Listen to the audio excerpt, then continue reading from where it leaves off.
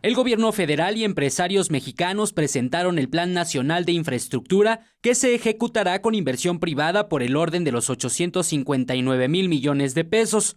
Se trata de 147 proyectos, de los cuales se estima que 72 de ellos se ejecuten durante el 2020, 41 entre los años 2021 y 2022, mientras que entre 2023 y 2024 se contemplan 34 proyectos más. En pocas palabras, este proyecto de infraestructura va a generar muchos empleos, va a aumentar la competitividad del país y, sobre todo, va a mejorar el bienestar de tantos mexicanos que no se benefician de lo que hoy estamos empezando y empezamos a anunciar. El presidente del Consejo Coordinador Empresarial, Carlos Salazar, detalló que del total de los recursos, 431,318,000 pesos se ejecutarán en 2020, 255,993,000 pesos entre 2021 y 2022 y 171,711,000 pesos entre 2023 y 2024.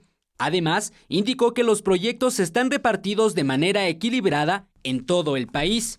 45 proyectos están en el centro, 49 están en el norte, 42 están en el sur, tienen un número más o menos equilibrado. No lo buscamos hacer, sino es las alternativas y las oportunidades de infraestructura que tenemos en las diferentes regiones. Por su parte, el presidente Andrés Manuel López Obrador agradeció la confianza de los empresarios mexicanos, con quienes aseguró todo marcha en armonía. Por eso yo quiero dejar en claro que nosotros no tenemos ninguna diferencia, ningún problema con el sector empresarial. Al contrario,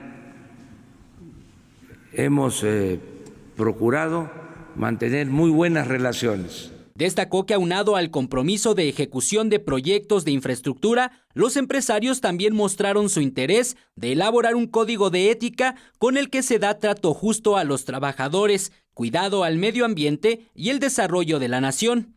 Eric Pinto, 21 Noticias.